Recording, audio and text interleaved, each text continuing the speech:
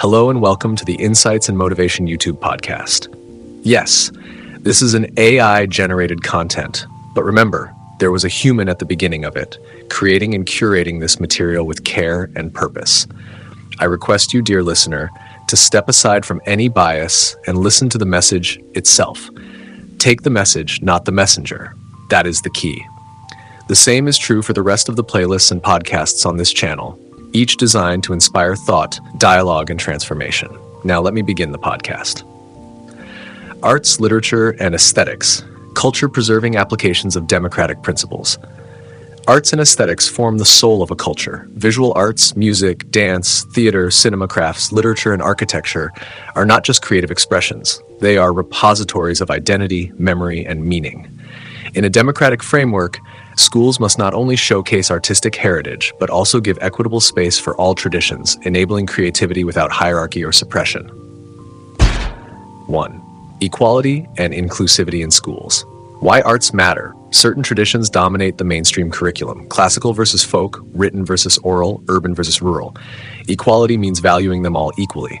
Cultural lenses, examples, India, Bharatanatyam, Kathak, Carnatic music, and Vedic chanting often highlighted, but folk dances, tribal painting styles, and oral epics must be equally valued.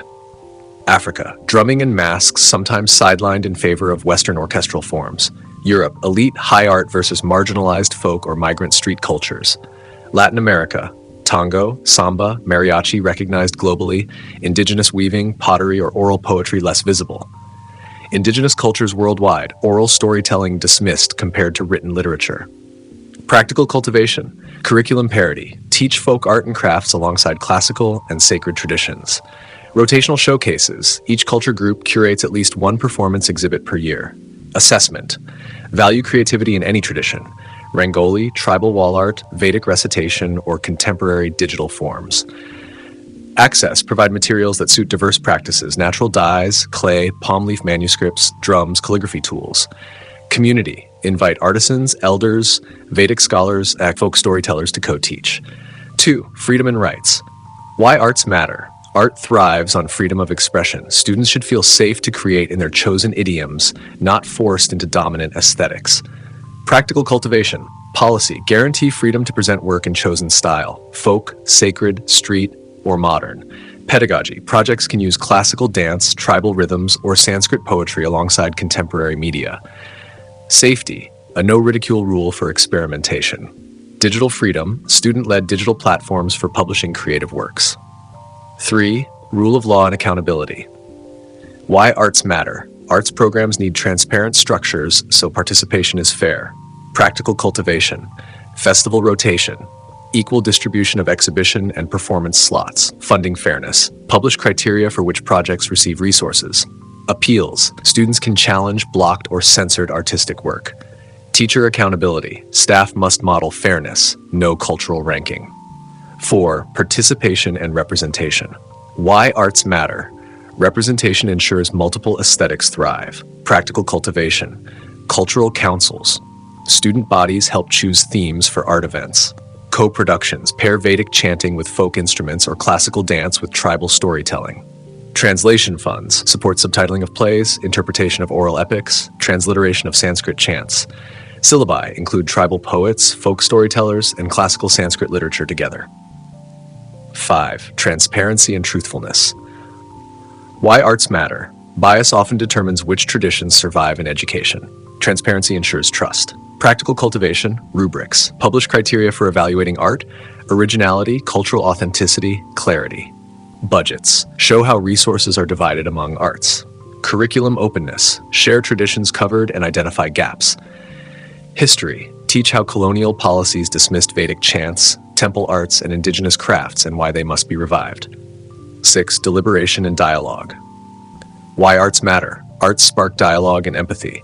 Practical cultivation, critique circles, respectful feedback for performances and artworks. Story bridges, compare Sanskrit epics like the Mahabharata with Homer's Iliad, or tribal songs with African griot traditions.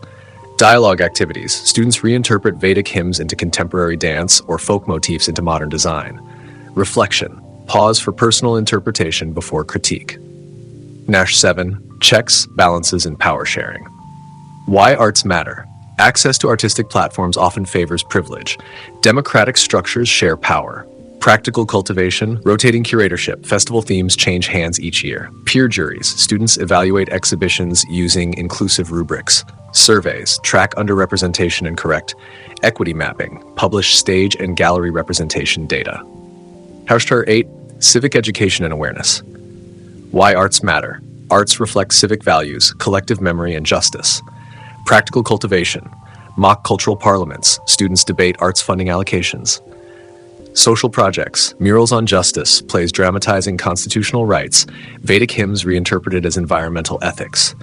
Workshops, connect sacred geometry and Vedic mandalas to mathematics and civic planning.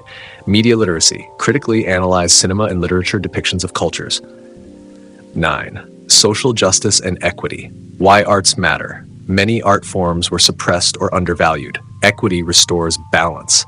Practical cultivation. Revival programs, grants for tribal art, temple architecture studies, palm leaf manuscripts, and Vedic recitation workshops. Gender equity, highlight women composers and temple dancers.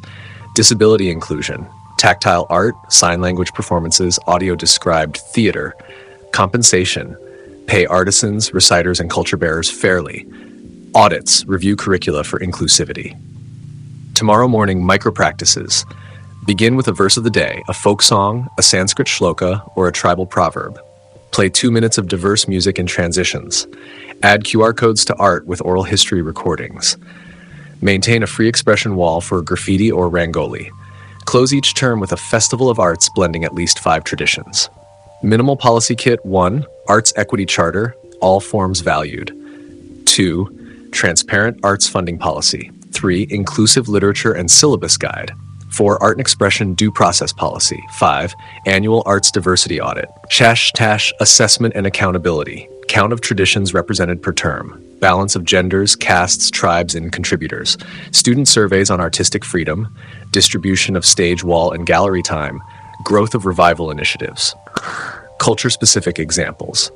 India, Vedic rooted. Teach Bharatanatyam, Odissi, Kathak alongside folk dances like Garba or Bihu. Tribal art like Warli and Madhubani next to Vedic-inspired mandalas and temple sculpture.